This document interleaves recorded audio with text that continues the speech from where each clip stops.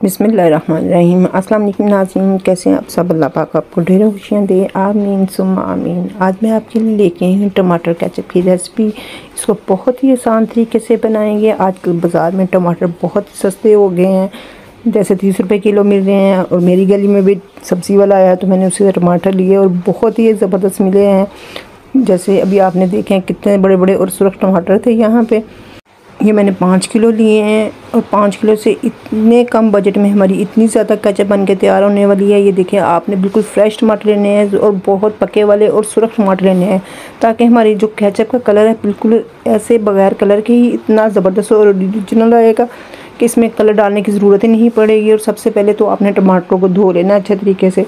उसके बाद आपने इसको दरमियान में से कट लगा के काट लेना है। इसका ऊपर वाला हिस्सा रिमूव कर देना है आपने। इसी तरह से मैंने सारे टमाटर काट लिए हैं। और इसके लिए आपने थोड़ा बड़ा वाला पतीला लेना है ताकि हमें अपनी केचप बनाने में आसानी रहे। यहाँ पर मैं टमाटरों को कट कर लिया है और इसका ऊपर वाला हिस्सा रिमूव कर दिया है। उसको हम साइड पे कर लेंगे। अब मैंने उस पतीले को चूल्हे के ऊपर रख दिया है। अब इसके अंदर मैं तकरीबन 1.5 गिलास के करीब पानी शामिल कर दिया है इसके अंदर।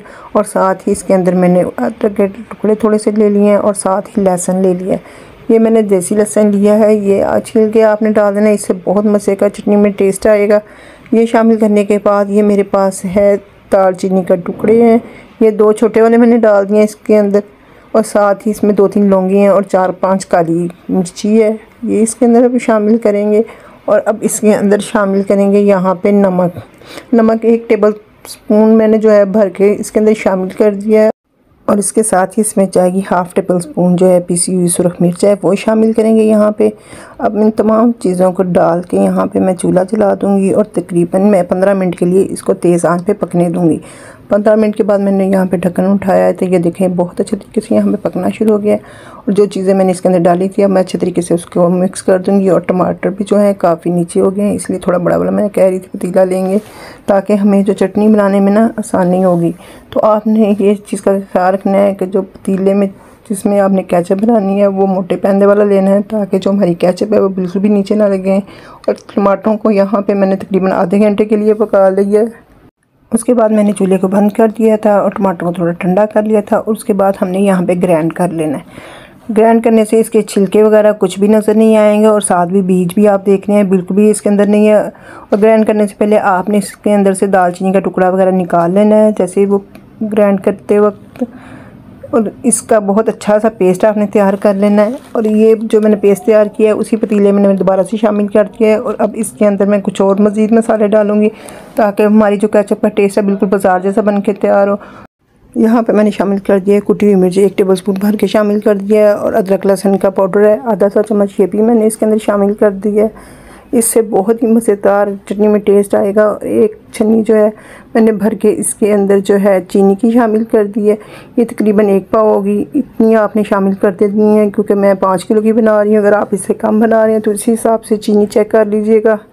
यहाँ पे अब इसको अपने अच्छे तरीके से तमाम चीज़ों को पका लेना है। अब हम यहाँ पे चटनी को अच्छे तरीके से पकाएंगे जब तक ये गाढ़ी नहीं हो जाती। तेज़ आंच पे आपने इसको पका लेना है। अब इसके अंदर जो चीज़ शामिल करेंगे जो चटनी को बिल्कुल भी ख़राब नहीं करेंगी वो है सिरका।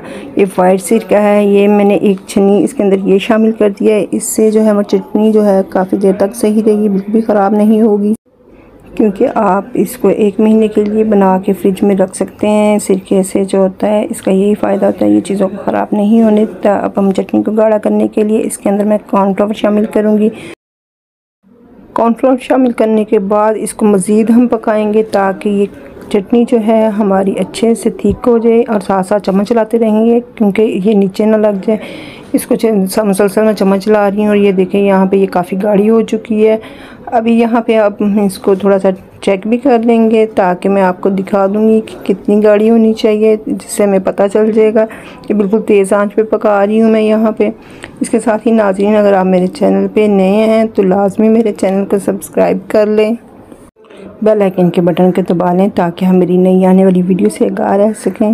वीडियो को लाजमी फ्रेंड के साथ, रिश्तेदारों के साथ शेयर किया करें और कमेंट बॉक्स में बताया करें कि वीडियो कैसी लगती है। ये देखें मैंने प्लेट के अंदर थोड़ी सी चटनी डाली है और ये अभी नीचे आ रही है। इसका मतलब है कि अभी थोड़ी सी ये अभी और पकेगी, गाढ़ी नहीं हुई है।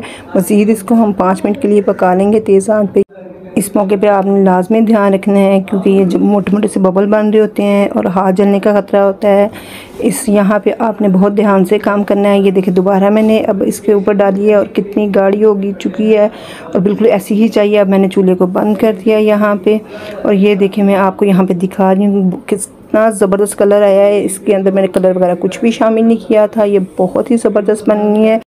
और ये देखें यहाँ पे मैं आपको दोबारा से चेक करवा रही हूँ। यहाँ पे ये कितनी थिक बनी है। अब बिल्कुल भी इसमें पानी नहीं है, बिल्कुल इसी तरीके से होनी चाहिए।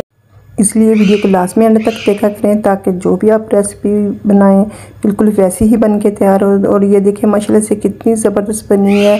तकरीबन 150 रुपये में मेरी इतनी ज़्यादा केचप बन के तैयार हो चुकी है। ये बड़ा वाला कैन है, एक ये भर के है और साथ में एक बाउल है मेरे पास, ये भरा हुआ है। तो आप आराम से बनाएं और पूरे महीने के लिए चलाएं। आप इसको बनाने के बाद फ्रिज में रखें, 1 महीने से ये आराम से चल जाएगी आपकी ये केचप।